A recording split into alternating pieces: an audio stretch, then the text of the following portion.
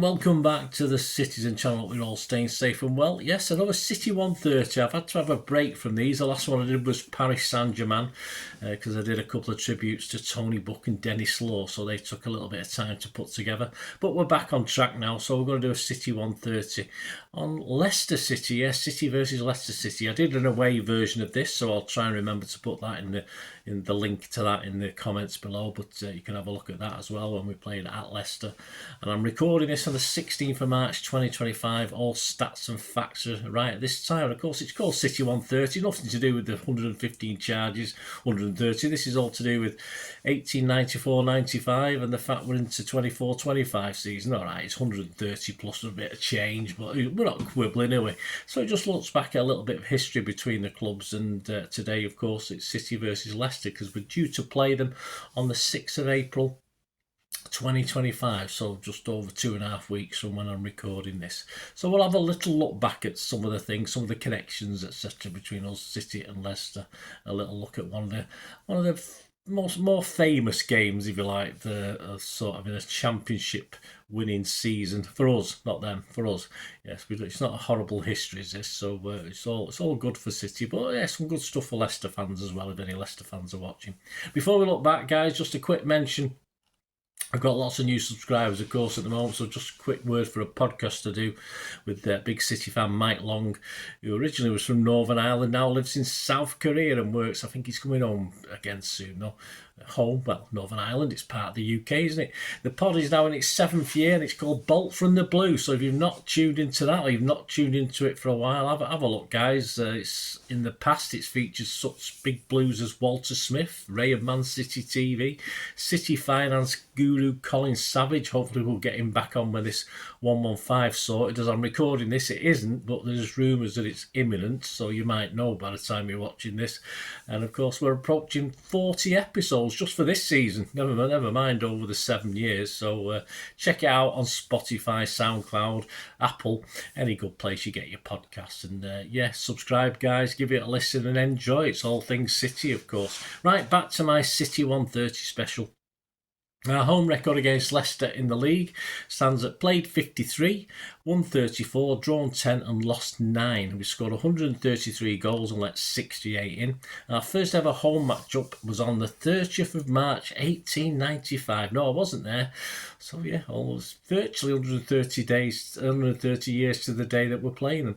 Just a week out. So there's Leicester Fosse then. It was called Leicester Fosse, not Leicester City. And of course, the first time we played them, Leicester City was 30 years later.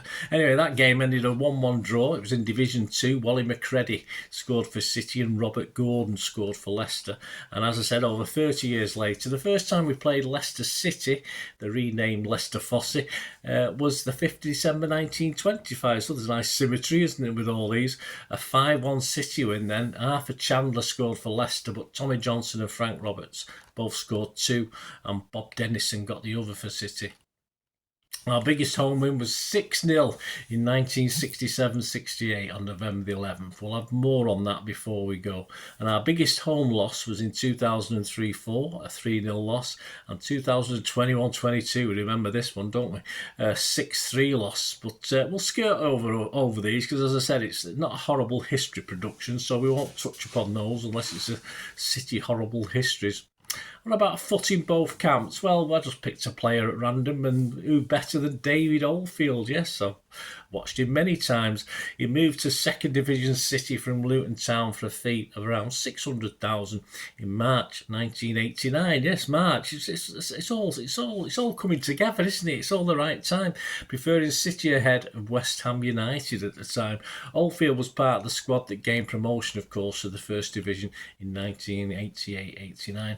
After his arrival, he made 8 appearances and 3 as sub, wearing the number 9, 10 and 11 shirts for Mel Machin's City, of course. He scored 3 goals on March the 25th, Warsaw away in a 3-3 draw. On the 27th of March, a 2-1 home win over Stoke, and April the 8th in a 2-1 win at Swindon. And during the 89-90 season, he found himself surplus to requirements, yes, because of course Machin went. New manager Howard Kendall came in with all his own boys, of course. So his final appearance was a 2-0 loss at Sheffield Wednesday on New Year's Day. So in total that season, he made just 10 starts and made 5 sub-appearances, adding another 3 goals, including, of course, that very well-known Main Road massacre, 2 against United, to cement his legacy, even though he wasn't with us very long in his short stay with certain legacy with us City fans. So we all have a soft spot for Mr. Oldfield. Of course, that was the 5-1 Main Road massacre on the 23rd of September 1989. We had to live on that for a long, long time. And in the following home game against Luton, he also scored in a 3-1 win.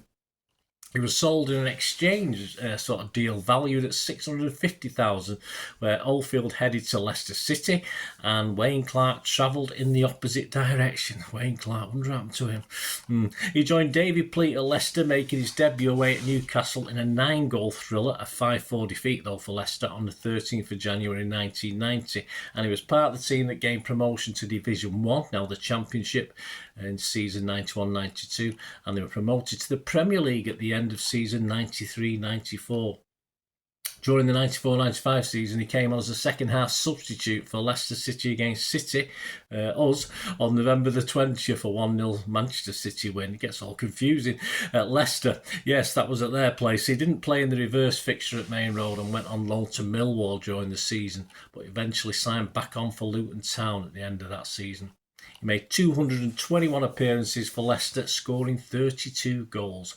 How about their current manager and current form? Well, of course, coming to more modern times, Ruud van Nistelrooy has had around 4 months in charge. He joined in late November 2024, and he appears on borrowed time as I'm recording this. He might even not be there anymore. As I say, that's the problem of doing a recording 2 or 3 weeks before the event. But his latest odds as I'm recording this on being the next Premier League manager to be sacked, you can get 4 to 6 on at the moment. Of course, Postecoglou is next, but he's odds against. He took over Leicester on the 29th of November 2024, and despite a loss in his first game away, he then returned to the King Power and took 4 points from 6 at home, so it all looked pretty good, didn't it? But then, apart from a 6-2 win in the FA Cup and a 2-1 win at Spurs, they've lost every other game since that one. So they played 19 under his tenure, won 3, drawn 1 and lost 15. Scored 16 goals, let 43 in, and they failed to score in 11 of those 19 games. So when he came, Leicester sat 16th, 10 points from 12 games, not great. But prior to the 29th of March and the weekend's games then, they sat 19th. So they dropped 3 places and just got to 17 points. So he'd managed to get them another 7 points. And he played 29 games. So not fantastic. And that's probably why he's 4 to 6 on to be the next Premier League manager to go. But it's getting a bit late now, isn't it? And of course, if Leicester are hoping new manager bounce will save them, it's just getting later and later. As I said, that's as I'm recording this. And they're currently on a run of 6 Premier League losses on the bounce. Not fantastic. Right, back to that 6-0. I said we'd have a quick look at that back in 1967-68 season. Of course, our title-winning season, our second title. It was match day 16. City then sat 4th. We played 15 with 18 points, just 2 for a win, don't forget. Liverpool were top on 21 points. Leicester sat 17th, so they were struggling a little bit. It's 22 teams in the league, don't forget. They were 12 points, 17th on 12 points. And attendance just over 29,000, 29,039. I was there with my dad at Main Road. The teams that day: Mulhern, Buck, Pardo, Doyle, Horn, Oakes, Summerby, Bell, Lee, Young and Coleman. Our sub was David Connor, he was unused. And for Leicester, yes, Shilton in goal. Rodriguez, Norman, Roberts, Woolett, Bell, Sinclair, Nish, Large, Gibson and Stringfellow. And their sub was someone called Spark. Don't remember him. Just a quick match sum up on that one. The rout started early in the 6th minute when Alan Oakes scored with a sort of close-in half volley. Did well to get it in, actually, from that close-in. 2 goals from Neil Young followed that, and Mike Doyle added another from a tight angle just before the break. So that sent City in at half-time, 4-0 up in that game. In the second half, yes, no typical City. We did hold on and we added to it. Yeah, City's recent signing, Francis Lee, had only been there a few weeks, grabbed 2 more goals for the Blues. The first was a mistake by the Leicester defence as Franny pounced on a weak back pass from Roberts and smashed the ball past Peter Shilton. And just 2 minutes to go, Lee beat Shilton again in a 1-on-1 and made it 6. Leicester, though, did gain just a little bit of revenge. Yes, on April the 6th, with the season winding down, the last few games, they actually beat us 1-0, put a bit of a dent in our title ambitions, but we needn't have worried. We went on and lifted the trophy anyway. Leicester finished 13th that season. There you go, guys. Hope you enjoyed this CITY130 City versus Leicester special. Of course, I will carry on doing as many as I can now before the end of the season as the games start winding down, and no doubt we'll come up with something else for next season as far as history vlogs are concerned. Hope you enjoyed that, guys. Leave us your comments, any memories you've got of any of those games. Probably not the 1895 and 1925 ones, but any of the others. You've got any memories? Peter Shilton playing, and what a keeper he was. He was a cracking goalkeeper, Peter Shilton. So let us know any memories, guys. And leave us your comments, and please, if you can, if you want to contact me from my socials, and if you do like what I try and do on the channel, if you want to support me, I don't do any live shows or anything like that where people sort of, sort of put money in the pot. If you want to help me and support me in other ways, all I ever ask is you keep watching and listening. I hope you enjoyed the feature, and yeah, if you can support me through the subscription, if you can subscribe, guys, that'd be wonderful if you've not already done so.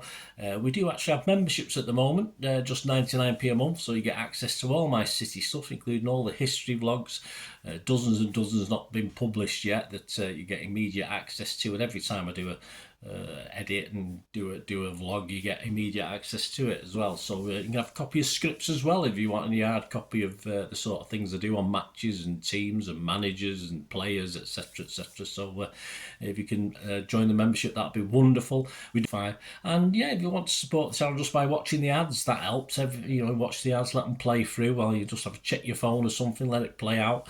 And of course, if you follow any of the links, that always works as well. You follow a link to one of the ads and you fancy something. I've done it myself. I've followed a link and actually purchased something from another organisation. But it can happen. It can happen. Not all ads are stuff you're not interested in. And of course, if you can give us a like, guys, that would be absolutely fantastic. All likes are much appreciated. Anyway, thanks for watching. Until the next time, of course, I only ever ask one thing, don't I? Please, I ask you all to stay safe, especially you Blues. Until the next time, come on, City. Bye for now.